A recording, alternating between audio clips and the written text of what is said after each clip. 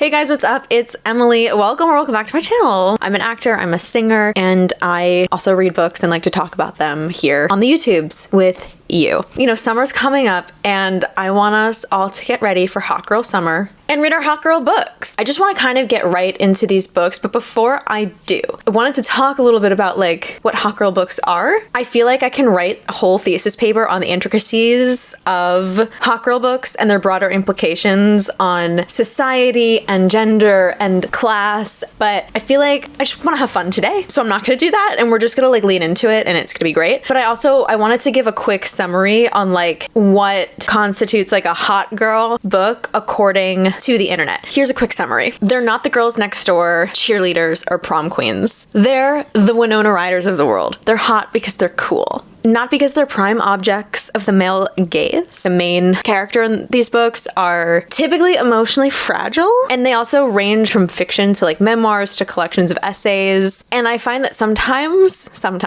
not always, but sometimes, it truly is all about the cover. So yeah, this summer I just want to like go to the beach or go to the park and like feel my brain is becoming sexier. And these are the books that I want to read. Hot girl books I feel like are meant to be read in front of people so everyone knows that you are in fact reading a hot girl book. So make sure above all else that you read these books in public so that everyone knows that you have excellent taste. So the first book is All About Love by Bell Hooks. I've got to bring this to my good side. I can't be doing a hot girl book video with the computer on my bad side, so you get my bad side. That's not very hot girl book of me. I might be the worst person to be making this video, but I feel like that's part of my charm, right? A New York Times bestseller and enduring classic, All About Love is the acclaimed first volume in feminist icon Bell Hooks's Love Song to the Nation trilogy. All About Love reveals what causes a polarized society and how to heal the divisions that cause suffering. Here is the truth about love and inspiration to help us instill caring, compassion, and strength in our homes, schools, and workplaces. And it's shortish. It's 272 pages. This is also, it appears to be organized alphabetically by author's first name in my chart here, just in case anyone was wondering. And the next book is Everything I Know About Love by Dolly Alderton. I'll just pull it out. On my physical TBR here, it's been on here for a while. This is nonfiction, memoir, romance, self-help. Goodreads just really like gives you all of the genre tags. When it comes to the trials and tribulations, when it comes to the trials and triumphs of becoming an adult, Dolly Alderton has seen and experienced it all. Everything I Know About Love is about bad dates, good friends, and above all else, realizing that you are enough. Wildly funny, occasionally heartbreaking. It's all about growing up, growing older, and learning to navigate friendships, jobs, loss, and romance along the way. Glittering with wit and insight, heart and humor, Dolly Alderton's memoir weaves together personal stories, satirical observations, and a series of lists, recipes, and other vignettes that will strike a chord of recognition with women of every age. Like Bridget Jones's Diary, but all true, Everything I Know About Love captures early adulthood in all its terrifying and hopeful uncertainty. Yeah. Next, we have Boy Parts by Eliza Clark.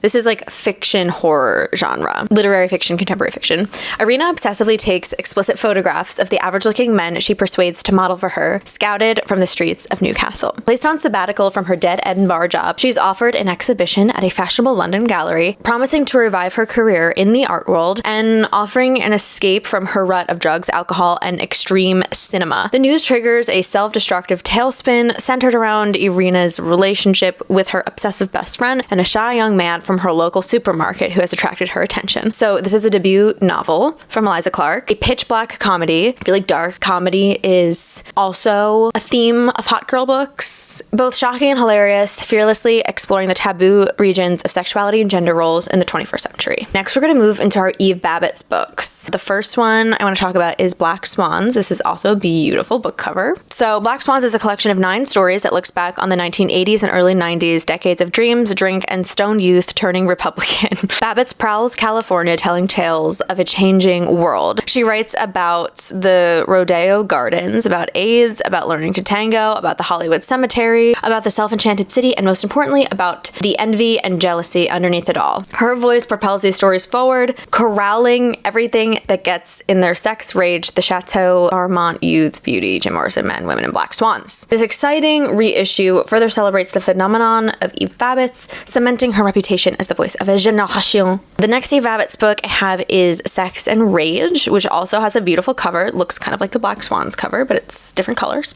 This is also fiction. Jacaranda, I think is how you say it, is a dreamy young woman moving between the planets of Los Angeles and New York City. She's a beach bum, a part-time painter of surfboards, sun-kissed and beautiful. She has an on-again, off-again relationship with a married man and glitters among the city's pretty creatures, drinking white ladies with any number of tycoons, unattached and unworried in the pleasurable mania of California. Yet she lacks a purpose. So at 28, jobless, she moves to New York to start a new life and career, eager to make it big in the world of New York City. Sex and Rage delights in its sensuous, dreamlike narrative and spontaneous embrace of fate, work, and of certain meetings and chances. She moves beyond the tango of Sex and Rage into the open challenge of a defined and more fulfilled expressive life. Further solidifies Eve Babitz's place as a singularly important voice in Los Angeles literature, haunting, alluring, and alive. Okay, this next book I have read. I guess I'll go get the copy. 1 second. So this is the last Eve Babitz books on this list. It is Slow Days, Fast Company, The World, The Flesh, and LA. It's nonfiction, it's memoir. She kind of chronicles through different places in and around LA and just tells stories about all of them. We're in LA itself, we're in Bakersfield, we're in Palm Springs, we're all over the place. Eve Babitz captured the voluptuous quality of LA in the 1960s in a wildly original, totally unique voice. True. These stories are time capsule gems and as startling as today as they were when they were published in the early 1970s. She's not well known today, but she should be. Eve Babitz, that's what it says. I feel like she's getting there. Like, I feel like she's had a resurgence. Her firsthand experiences in the LA cultural scene translated into haunting fiction are an unforgettable glimpse at a lost world and a magical time. Moving on from the fabulous Eve Babitz, we have The New Me by Holly Butler. A biting satire of the false promise of reinvention, literary fiction, mental health novel. 30-year-old Millie just can't pull it together. Misanthropic and morose, she spends her days killing time at a thankless temp job until she can return home to her empty apartment where she oscillates wildly between self-recrimination and mild delusion, fixating on all the little ways she might change her life, and she watches TV until she drops off to sleep and the cycle begins again. When the possibility of a full-time job offer arises, it seems to bring the better life she's envisioning, one that involves nicer clothes, fresh produce, maybe even financial independence within reach. But with it also comes the paralyzing realization lurking beneath the surface of just how hollow that vision has become. I love that. This is very much about like expectations versus reality in this age of social media and depression. Okay, next is a book I've been really wanting to read for a long time. I've seen the movie. Judy Garland was supposed to be in the movie, but she ended up not doing it. Also, gorgeous cover. This is Valley of the Dolls by Jacqueline Suzanne. This is a book that was published in the 60s. Dolls, red or black, capsules or tablets, washed down with vodka or swallowed straight. For Anne, Neely, and Jennifer, it doesn't matter as long as the pill bottle is within easy reach. These three women become best friends when they are young and struggling in New York City, and then climb to the top of the entertainment industry, only to find there is no place left to go but down into the Valley of the Dolls. Oh, chills. I really want to read this book. It's been on my list for such a long time. The next books I have, I also own. 1 second. Yeah, so this is the book series, and I think it's just a great summer book series, and I feel like it's not traditionally seen as a hot girl book, but I see it as a hot girl book, and that's the Magnolia Parks series. This is basically like, we have 5 books so far. I think there's gonna be one more. It's like a cheeky British Gossip Girl is how I describe it. The writing is amazing. The characters, the way they're written, it goes back and forth between points of view. Every character is so stylized to like that specific character and how they speak and how they think and how they process things. These books are so good. I know they're really popular. They should definitely be incorporated into like hot girl summer reading lists. Oh my God. This one really just smells like a good book. Okay. Next, we have another one that I own that I have not read yet, which I've also owned for a long time. I don't know what's taking me so long to read this. Trick Mirror by Gia Tolentino. This is nonfiction. This I got on Book of the Month. There's got to be a shorter description of this book than the one in the sleeve. Sometimes I just look at these descriptions and I'm like, I could have just read the book. This was a nominee for Best Fiction in 2019 on Goodreads. Also a beautiful cover. Trick Mirror is an enlightening, unforgettable trip through the river of self-delusion that surges just beneath the surface of our lives. This is a book about the incentives that shape us and about how hard it is to see ourselves clearly in a culture that revolves around the self. In each essay, Gia writes about the cultural prisms that have shaped her, the rise of the nightmare social internet, the American scammer as millennial hero, the literary heroine's journey from brave to blank to bitter, the mandate that everything, including our bodies, should always be getting more efficient and beautiful until until we die. This sounds amazing and something that I feel like I personally really want to read at this time in my life. Definitely be reading this summer.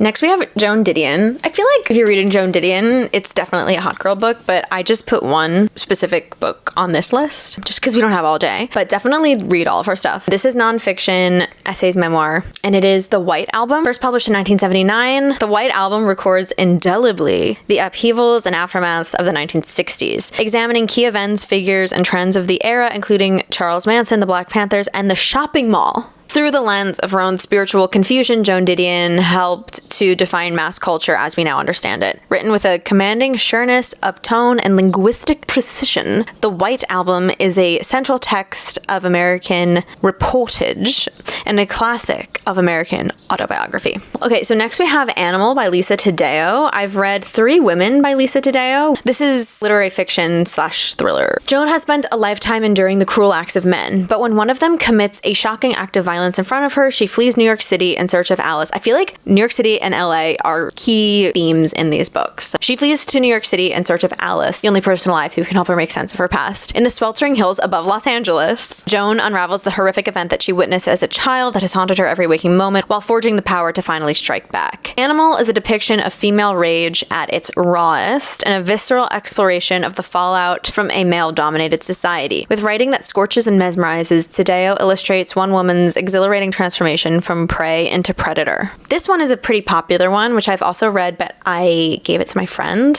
I think they're making it into a series. This is My Year of Rest and Relaxation by Otessa Moshfegh. I also didn't know that she wrote Eileen. I wish I knew it was a book before I saw the movie. It was a movie with Anne Hathaway this year, and it was like a horror kind of like thriller. It was really good. So yes, I read this last year, maybe even the year before. I'm losing track of time here. From one of our boldest, most celebrated new literary voices, a novel about a young woman's efforts to duck the ills of the world by embarking on an extended hibernation with the help of one of the world's worst psychiatrists. Our narrator should be happy, shouldn't she? She's young, thin, pretty, a recent Columbia graduate, works an easy job at a hip art gallery, lives in an apartment on the Upper East Side of Manhattan paid for, like the rest of her needs, by her inheritance. But there is a dark hole in her heart. And it isn't just the loss of her parents or the way her Wall Street boyfriend treats her or the sadomasochistic relationship with her best friend Riva. It's the year 2000 and a city aglitter with wealth and possibility. What could be so terribly wrong? My Year of Rest and Relaxation is a powerful answer to that question. Through the story of a year spent under the influence of a truly mad combination of drugs designed to heal our heroine from her alienation of this world, we see how reasonable, even necessary alienation can be. Both tender and blackly funny, merciless and compassionate, it is a showcase for the gifts of one of our major writers working at the height of her powers. Next, I have Just Kids by Patti Smith, who I've never read anything by her. This is nonfiction memoir. In Just Kids, Patti Smith's first book of prose, the legendary American artist offers a never-before-seen glimpse of her remarkable relationship with photographer Robert Mapplethorpe in the days of New York City and the Chelsea Hotel in the late 60s and 70s. An honest and moving story of youth and friendship, Smith brings the same unique lyrical quality to Just Kids as she has to the rest of her formidable body of work, from her influential 1975 album Horses to her visual art and poetry. Okay, the next book I have is... oh, I have this one too. Okay, I am sharing this book not because I enjoyed it, but because it really truly fits the description of a hot girl book, and I also know a lot of other people enjoyed it, so I'm just gonna share it. This is Conversations with Friends by Sally Rooney. Frances is a cool-headed and darkly observant young woman vaguely pursuing a career in writing while studying in Dublin. Her best friend is the beautiful and endlessly self-obsessed Bobby. At a local poetry performance one night, they meet a well-known photographer, and as the girls are then gradually drawn into her world, Frances is reluctantly impressed by the older woman's sophisticated home and handsome husband, Nick. But however amusing Frances and Nick's flirtation seems at first, it begins to give way to a strange and then painful intimacy. Written with gem-like precision and marked by a sly sense of humor, Conversations with Friends is wonderfully alive to the pleasures and dangers of youth and the messy edges of female friendship. Okay, and then we have one more. We've got to include a little Sylvia Plath, guys. I've never read Sylvia Plath, by the way. So this is fiction, feminism, classics, mental health, psychology, literature, literary fiction. And then there's more, according to Goodreads, but those are the first 7 genres it's tagged under. This was published in 1963. The Bell Jar chronicles the crack up of Esther Greenwood. Brilliant, beautifully, enormously talented and successful, but slowly going under, maybe for the last time. Sylvia Plath masterfully draws the reader into Esther's breakdown with such intensity that Esther's insanity becomes completely real and even rational. Oh, I love that. As probable and accessible as an experience as going to the movies. Such deep penetration to the dark and harrowing corners of the psyche is an extraordinary accomplishment and has made the Bell Jar a haunting, high New Jersey accent, a haunting American classic. And it didn't say it took place in New York City, but there is an Empire State Building on the cover, so I feel like it does. My phone's ringing, excuse me. Okay, so that's it. Those are the hot girl books for this summer. I hope I did a good job explaining what a hot girl book is to the best of my ability. If you would like to add to the dialogue surrounding the definition of hot girl book and analyzing that definition, please comment below. I'm happy to chat about that. I'm actually really fascinated because I feel like reading all of the descriptions out loud, there are through lines of a lot of these books, like the location, the emotional state of the